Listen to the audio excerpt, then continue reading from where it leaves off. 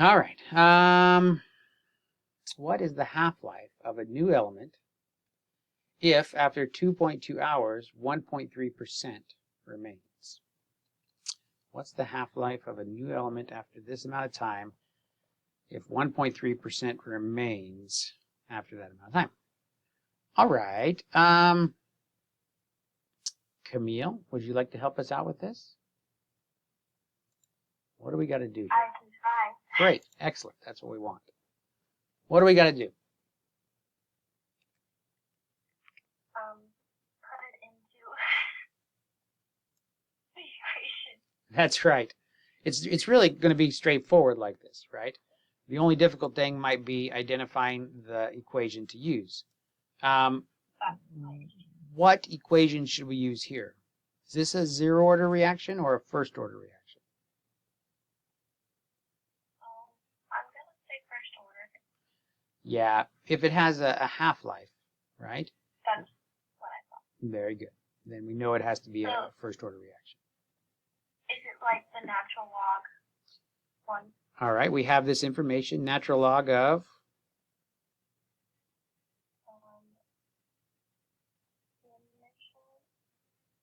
Is it the initial that goes up here or the stuff that remains that goes up here? Or how are we going to be able to remember?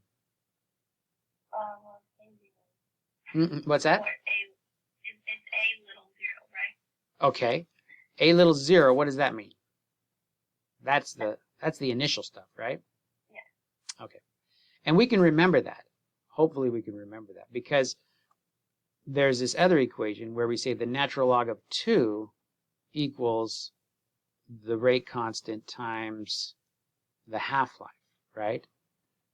So if we can kind of remember that for this there's a half-life and that the ratio of the concentration initial compared to the concentration after a half-life will always be 2, that'll help us remember also that the initial concentration goes up here. Okay, so we've got our two equations, right?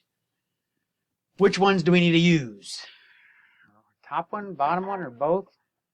The bottom one because it's half-life. Okay. Oh, wait, will that work on both? All right. So. The bottom one just kind of seems easier, to be honest. Okay. Do we have the K for this reaction? No, we don't. And we're trying to solve for the half-life, so we're not going to be able to use this one, are we? We're not doing the bottom one. We're going to use the top one to solve for the natural log. Yeah. We're going to have to get the K from here probably, huh? And then we'll be able to put it in here maybe? So what do we got to do? How are we going to solve for the K here? Natural log of what concentration goes up here maybe? 1.3 remains, so the bottom would be 1.3, right? Okay. And then the top, I don't know how it's done.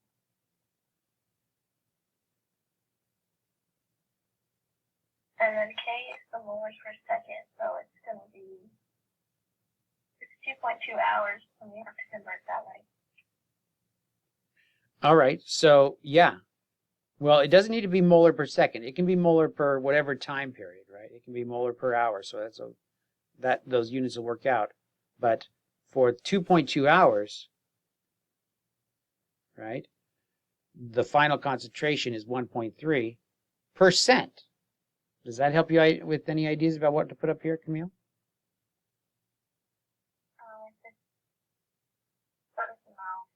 I don't know. We end up with 1.3%. So what percentage do we start with?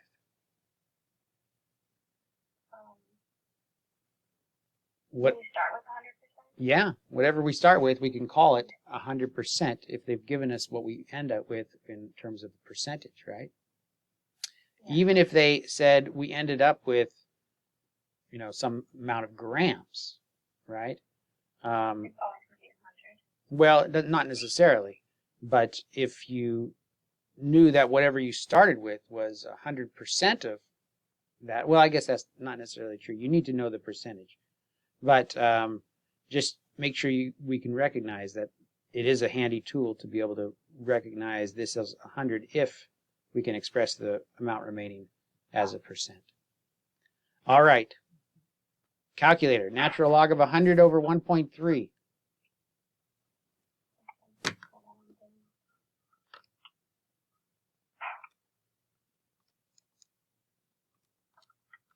That's 4.34. Is it? And then divide that by 2. Oh, I did it wrong. Natural log of Okay. 100 divided by, not 3, 1.3. Okay, And then when you 4.34. divide that by 2.2, you get 1.97. All right. Okay, now with that 1.97, what can we do? Plug that in for K Yes, on so the bottom equation. excellent. So, natural log of 2 divided by our 4.34. 4.34 or No, what was it? Oh, 1.97. 1.97. okay. 0.351. Okay, great. That's one of the values up there. So if we are wrong, it's because they tricked us. At least we were close to the path, right? Oh, good. We got it right. Excellent work. Okay, so just to recap, we knew this was a first order reaction because it's a half-life that's being looked for, right? First order reactions have set half-lives.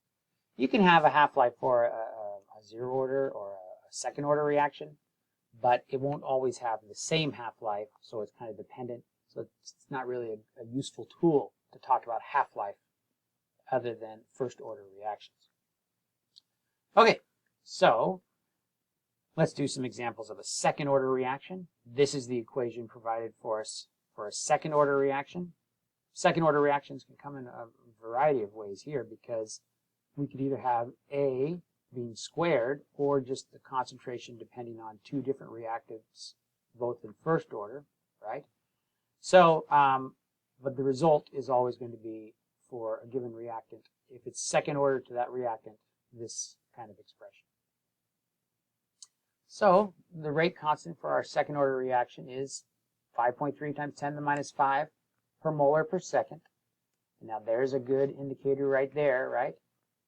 It says that the constants, the unit for the rate constant is per molar per second. That's another way right off the bat that we can tell this is a second order reaction, right? And then we want to know what is the original amount present if after 2 hours we're down to 3.5 molar, or sorry, 0.35 molar. Okay, so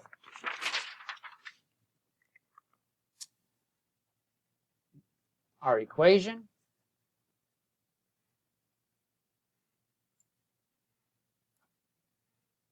one over A at time t minus 1 over A at time 0 equals KT. 5.3 times 10 to the minus 5. That's our K. 2 hours. There's our time. But this is in per molar seconds, right? So what does it mean we're going to have to do there, Camille?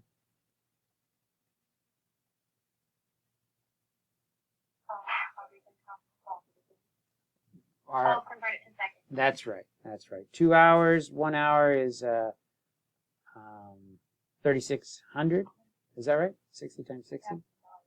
So 3 times 2, 6, 7,800 seconds. Let's try here. 2 times 60 times 60. Right?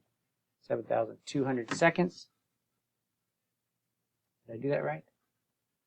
2 hours times 60, 120 minutes times 60, 7,200 seconds. Okay, equals 1 over, which one of these do we have? What does it look like? We have, there's 0.35 molar available after the time, so that's going to be 0.35 right there, and we're solving for that value. Okay, so hopefully you work out the math here, and we get 0.4 mole. All right. We're not going to talk about second order half-life, and maybe we'll use that one at a different point.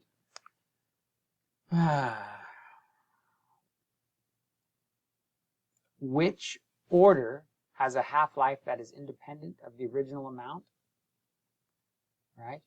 So the first order is the only one that has a half-life that is always the same, regardless of the initial concentration, right? That's why first orders reactions use half-lives as interesting values. Okay, so that is another good place